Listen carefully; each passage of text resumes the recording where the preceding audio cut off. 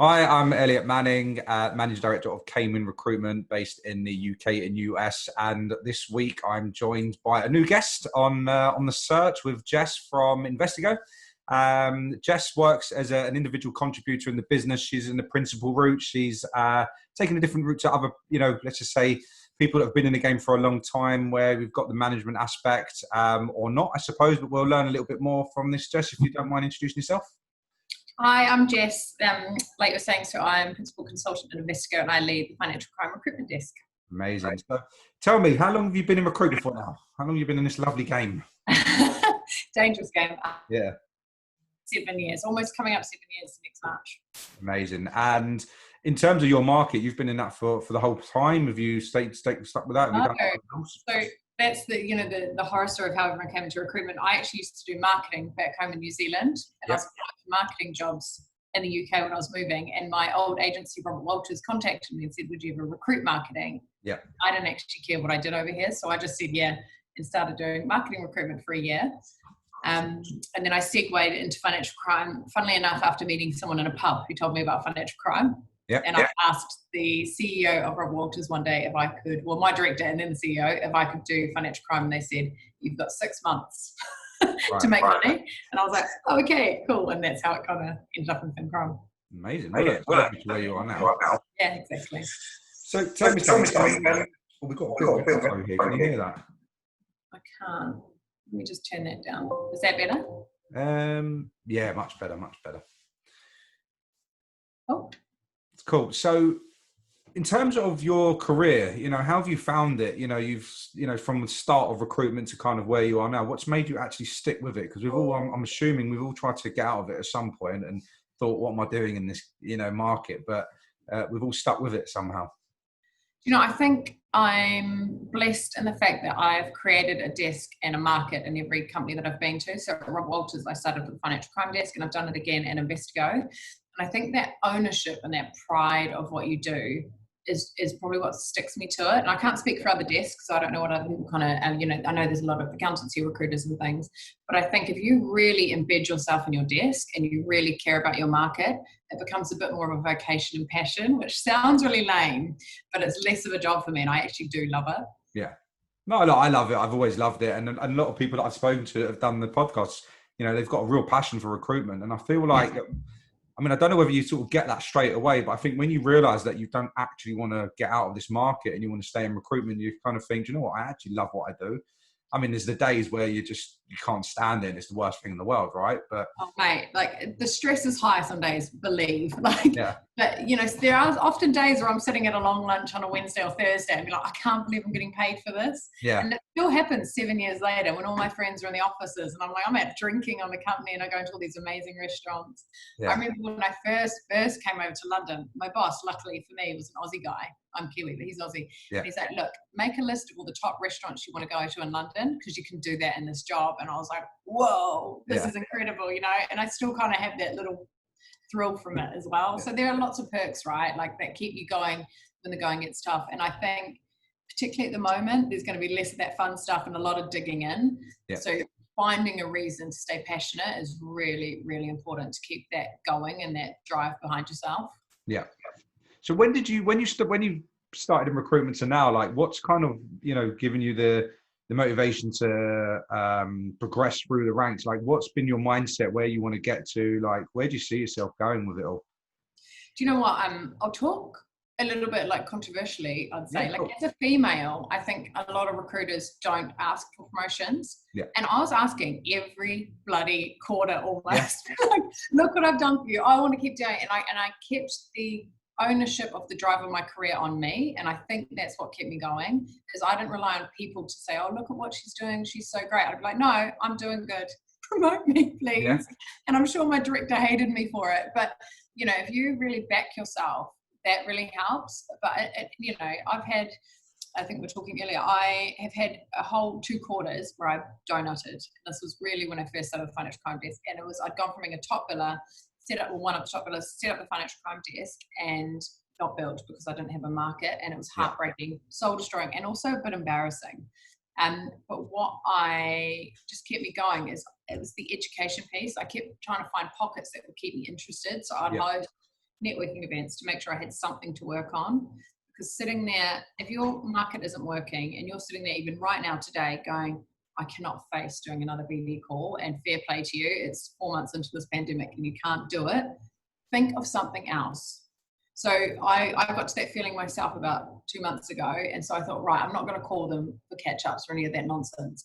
So I called all of my MLROs, which are the senior guys in my market, and said, look, I'm putting together a market update. I'd love your take on it. And it turned into an interview series.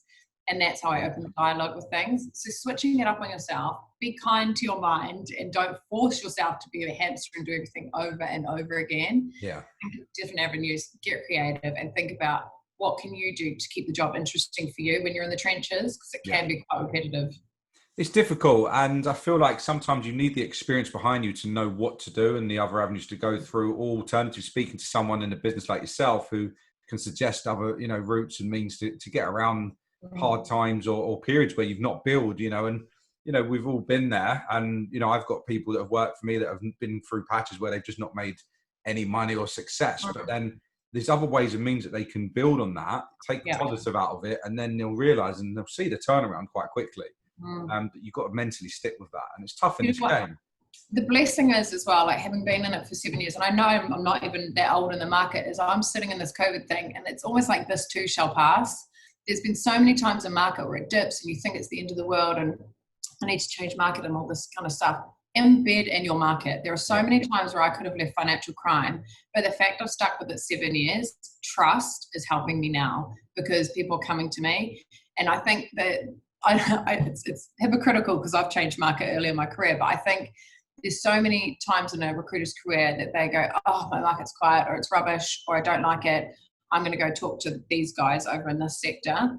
Try not to do that too often. The longevity in your market is a superpower, and you'll just, really will help you through the tough times. Yeah, definitely. It's all that consistency and persistence and perseverance and all these big words that everyone loves to throw out there in recruitment, but they're true. Oh, and it's a mind stuff. So but it's a mind stuff because, particularly I think it's harder if you're surrounded by people who are high achieving and doing more than you. And that was exactly the case in that 6 months that I wasn't billing at Robert Walters. Is suddenly the rest of my team just started doing really well, and I'd been thrust among these high achievers, and I was it was god awful. And I wanted to quit so many times, but it was just, I'd set myself a deadline, first of all, of 6 months. And I thought, come hell or high water, I'm going to do everything I can to make money here. Sure. And, reassess. Don't beat a dead dog, as they say. No, look, if you stick with it, it works out in the end. It always does. So tell me something. When when did you realize that, you wanted to go into which route you want to take, management or principal route, kind of, how did you figure that out? Well, do you know what? I was managing at Robert Walters when I was there, and that was just the natural progression there, and that was a few years ago before all this kind of principal route was there. And so I was managing a team at Robert Walters, and I decided it was time for me to leave, and I moved to Investigo, and I came in as a manager, and I inherited a team there. But what I hadn't probably calculated at the time was the fact Investigo had never done financial crime. So it's a whole desk build. Like, we're talking no candidates, no coding, nothing. And I was like, wow, this is another big job. And it was a dual job, like I inherited a team and then I had to grow a team, and I was managing to build a desk. And it just came to boiling point for me. And I thought, which am I most passionate about? Am I most passionate about managing, am I most passionate about financial crime recruitment? And as lame as it is, it's financial crime, because someone once said to me about management, you really need to care about the people you manage. Not personally, of course people care about them, but you need to be invested in their careers or get out, because it's so unfair. And we've all had that manager who you knew you were just sitting there as a money pit for them, or a biller for them, and they didn't really care about your development. And I saw myself caring more about growing financial crime than I did about their careers. And I thought, okay, 'tis the time to move out of this space and maybe reassess in a few years, but who knows? Yeah, I mean, the thing is that I did a podcast with someone yesterday who, works in the tech market, and the one thing he kept on touching on was about, management and the people around him and making sure that he cares for them and he's there for them. And you could just tell that he's a good manager, because it wasn't about, how much they bill and, the return and all this stuff. It was all about them as recruiters. And that was the most important thing. So how have you found it being, you know, it's great for you, right? You get to worry about yourself, do your own thing, and kind of just Sounds make like sure. the dream, doesn't it? Well, it sounds amazing, right? And compared to the stories that I've heard, and you know, in difference of, you know, what can happen, you know, in that management route, you don't have that stress over your shoulders, and that's fantastic, right? And there's a lot of recruiters that want and can do that. Yeah, I think the challenge is being principal, and I'm just about to go into senior principal. So the trajectory is all on your head, right? Like you go and you go hard and you get promoted, and that's wonderful. The only downside I can see, and it's probably just a perspective thing rather than a reality thing, is the respect within the business. Sure. So if you're an AD or a director managing a large team, people go, you know, you're pretty big cheese. Whereas I'm top biller or whatever. Like I get the respect as a top biller. Yeah. You're just not seen as senior. And I think rightfully so, to be really frank, because these guys are managing teams. And so their overall viewpoint of the business and the decisions they make are for the greater good of the business, where I'm on a Jess only track and I really only care about me and my billings. Yeah. So rightfully so, they should be more senior and considered a lot more in decisions. So it really depends on not your value systems, but what you want out of life. Like I think management, you've got to understand the time investment it takes. You are going to need to be there for your team. You're going to every day be talking to them, doing all this kind of stuff. And we all know those really good managers who do it. Yeah. On the flip side of that, as a principal, senior principal, I'm expected to still coach the team, bring on new business, you know, and be more of a mentor type role. Equally though, if I don't bill in this role, it's, you know, my head's already above water and people are looking at it being like, well, why aren't you? You've got this title and you're doing this kind of stuff. So there's pros and cons. Yeah. I think money-wise, on the short term, senior principal seems to earn a bit more because you're just based on your own commission. And it depends on the team underneath you, right? Like if you're managing, you've got a great team, billing lots of money. Again, that's the dream. Yeah. But if you're growing a team, just be conscious that it will take a lot of time to grow that. And, you know, more power to you because you'll end up most likely in a CEO, ED type role in the business, whereas I won't. Yeah. I mean, look, why do you think you won't know? Like there's a lot of business. I've seen a lot of recruiters in my time that have gone down the route of, you know, the principal route and, you know, have got themselves into a position where they become a director of a business where they're then at that point, rather than kind of, you're still managing, but you're kind of using all your knowledge and experience to help others as well. And you've got that route, you know, potentially at some point, but ultimately, look, I mean, it's good that you're kind of in your own space doing what you do best. But I think also it depends on what you want to do with your life, right? Like Investigo are incredible at work-life balance and making sure that we're our career is part of our life rather than the driver of our life. Like it's a really cool focus. That being said, I'm an older woman that I'm 32, you know, I'm going to have kids at some point. Am I going to have time to run a team when I've got kids? Or, you know, you as guys are equally the same. When they're having a family, do they want to be looking after a team and things? So there's lots of factors that come into it. Like I knew looking into the future that I was going to have children at some point, and I want, you know, maybe I'll go part-time hours, maybe I'll do, who knows? Yeah. Investigo, again, incredible. We've already spoken about how they'll back you for that and all that kind of stuff. And it just, for me, it didn't sit right being part-time and managing a team. And so that was just the path that I took. But you're so right. You're so right that I could go into like a senior role at Investigo. There's tons of people actually at Investigo that are senior and things. I don't know. For me, it's just, I think a good CEO has a team mindset. So I see them coming from managing a team. Yeah. Yeah. Fine. So tell me something, how have you, I mean, you told me before we got onto the podcast, you've had a, you know, really good stint, but how have you managed to deal with everything going on the last few months, you know, yourself, you know? Do you know what financial crime recruitment has been quite buoyant, luckily, because it's, you get shut down unless you do the work for the banks. But what I've really focused in on, I recalibrated at the start of the lockdown. I just saw it coming. I saw that the market was going to turn to shit. I think lots of people did. So I thought, what am I going to focus on? I thought branding. I'm going to make sure I come out of this as the utmost expert in financial crime and recruitment. So I have a post on LinkedIn every Wednesday. I make sure I come back to mostly everyone and all these things. So I think a lot of recruiters are feeling out of control, that the whole market's out of control. They're calling, people aren't using agencies. They're calling, they're not doing any recruitment. So pull it back into what you can control and you'll feel a lot better. You can be writing market updates. You can do what I spoke about before and call your hiring managers for that information.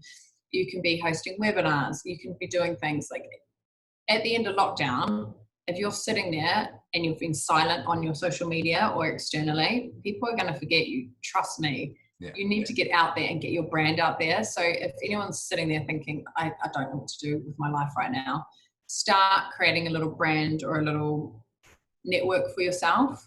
But how I've been coping in lockdown is I have been really conscious that my problems are quite minute to a lot of my candidates who are out of work. So being really sort of empathetic and sympathetic to that has been pretty important to me. No, I think the branding thing's massive, and that's what I've been doing a lot of to change it up. And I've actually got, and I'll give them a shout out, the guys at Hoxo Media. I've been doing an academy course with them that I invested myself in, a couple of months ago to help me to learn to do branding and marketing. And they've been absolutely amazing to help me get to this stage where I can actually learn how to do a podcast. Which is more engaging content. It's also about building a network, building a brand, and being able to talk to people like you, I suppose. You know what though? Like, I think it sets you apart a little bit. Like, if anyone's listening now, go have a look at my post from yesterday. So I just wrote a post on CV tips. Lots of traction, lots of shares, lots of everything. And that's great for my branding, all that kind of stuff. But it also means people know that I'm giving what I take. So I'm not just calling them to get their information. I'm not just calling clients for all that kind of stuff. I give information and help as well. And just try it. Try a couple posts and see what happens. And I guarantee you people appreciate it. Really good advice. Yeah. If you can sort of what they class as create a champion post where you're actually helping, your network and industry, you'll be more remembered than the ones that are just constantly just posting out jobs and I just want you, I just want you, I just want you. Yeah. And do you know what people, we had a discussion about this internally and people were like, what on earth do I post on these posts that you post? And I'm like, you've got all the information. You're talking to all the candidates. You're talking to all the clients. You know what's going on. It's the very rare time in recruitment where we're like the oracle of information and we're the only ones seeing both sides, right? And people are really interested. Like, what are clients doing? What are candidates doing? Who's moving? Use that and post, just collect some bullet points from a day's worth of calls and post them. And you can just literally say points from calls this week as a post, bullet point them. Would love your feedback on this, and people respond really well to it. Yeah, I've just learned something from talking to you, right? And I've just made a note of it. So this is kind of why this is all good and helpful. Sharing of information is very important. Yeah. No, exactly. So, what's the plan now, right? Where do you see sort of self going the next sort of year, the rest of this year? Like, have you got a sort of a goal, anything you're trying to achieve, or? I mean, I do have a goal. Yeah, like I'm just trying to hit the SCON. And I'm the same as everyone, we're on one fee away kind of thing. And, that would be a nice goal. But moreover, I think I want to expand the client pool that we've had. I'm sure lots of people are feeling the same when my client pool is feeling a bit dusty at the moment. And it's really hard to get on those PSLs. So it's just pushing the brand forward. It's a funny old time, I think. Because normally I'd be saying, I'm going to hit this and this, and I'm going to talk to this client. I've got this thing going on, all that kind of stuff. But it's really just making sure that I maintain and grow my brand and make sure that consistency is key and trying to go back to everyone. I'm sure everyone's the same. We're very candidate heavy at the moment. There's a lot of people calling me. So trying to make sure that I go back to them and things, which sounds really fluffy points. If you know me, they're usually quite quantifiable or qualifiable things that I say. But I think that's the most important thing at the moment is making sure that you're seen as caring, on brand and proactive with your clients and things. Fine. I've got a really important question to ask you, which I'm hoping can help others in this instance. For those recruiters that are in the game from a year to 3-4 years, that are now in a position where they're kind of maybe scared or frightened to kind of tell their boss that they don't want to manage and they want to just kind of focus on themselves. There's a lot of recruiters that you probably know that, like I do, that may have been in that position before. Because everything's all about leadership in businesses and growth and everything else. And it's kind of like, in some instances, it's kind of a bit of it's a bit demoralizing in some instances for some people because they don't know what to do. So what would you advise them to do in that circumstance? I think, obviously, forearmed is forewarned, right? So you need to know the paths that are available to you in your company. Much easier conversation if someone's already torn that path down, and there's that senior principal route. If there's not, and you back yourself and you think you can go there, as I was saying earlier in the podcast about the promotions and stuff, just ask, because we're not shy as recruiters, and the only answer they can say is no. But don't go and say, I don't want to be a manager because I hate it. Go on and say, look, I really back myself to build this market, to build this desk. This is where I see myself. I don't think my strength is managing people. I think my strength is managing relationships with clients, and I'd like to continue on that. But it's really important the tone of the delivery of message for me would be really important. Like when I was managing, and if someone came to me and said, I don't want to bloody manage, it's awful, I'd be like, well, excuse me, I'm managing people. So just be conscious of who you're talking to. But don't be shy. Honestly, the amount of, I think recruitment can be quite egotistical in that we want to achieve, you want to be the best of the best. And the best of the best does look like managing teams and being that big shot director, but it is changing. And it won't be an unusual conversation. It certainly won't be the first time they've heard someone ask. So don't worry. Fine. I think it's just about just being open and honest. Otherwise, you're just setting yourself up to either fail or putting yourself in misery. Don't do that. Don't get halfway, 3/4 of the way down the management path and suddenly go, I don't want to do it. Like you say, open and honest will get you all the points. Exactly.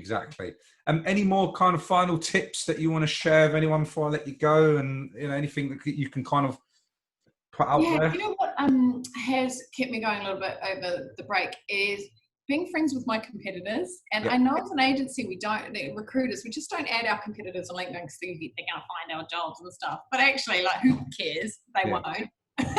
And like reach out to them. And say, and if you see them posting, share a candidate you're not going to place anyway, but share it with them and build that rapport, because that camaraderie of like, there's a few of us in the financial crime space and we're friends. Good Lord, it helps. Like when the going gets tough, you can be like, or you can moan about clients or whatever, and you're not going to lose market share. You're not going to lose jobs, but you will get a friend. I had a call yesterday from a competitor that I've never spoken to before, who's been in the game a lot longer than I have.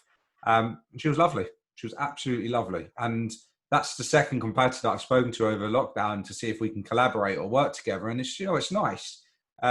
Sometimes things don't come of them, but at least you kind of know that you've got I can't even explain it. Sometimes they're competitors, but at least they come across human.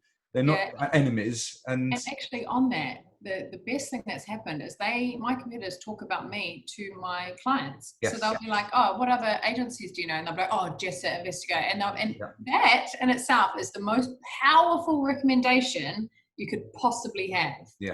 Your competitors talking about you to clients. So there's very little downside, and they are lovely. Everyone's like recruiters are nice people, man. Most of us, all of us, I'd say. Most of us, all of us. I mean, I do rec to rec, so I've seen some, the odd, thing here and there. I wouldn't like to see the dark side. I've seen it all over the years, unfortunately. But most of it's all good. It's all good. Look, I really, really appreciate your time. I'm going to let you go because I know you're really busy. But if anyone wants to reach out to you and needs advice, I'll put your LinkedIn contact on there so they can directly get in contact with you. If they're interested in working with the business at Investigo, I'll tell them to have a chat with you, and hopefully we can sort of see how many people we can help down, in this struggle, I suppose, of where they should go and what they should do. But that's the whole idea of this podcast. And look, again, thank you so much, and I'm sure we'll speak soon anyway. Yeah, I'm sure so. But thanks anyway. Take care. I'll speak to you soon. See you later. Bye.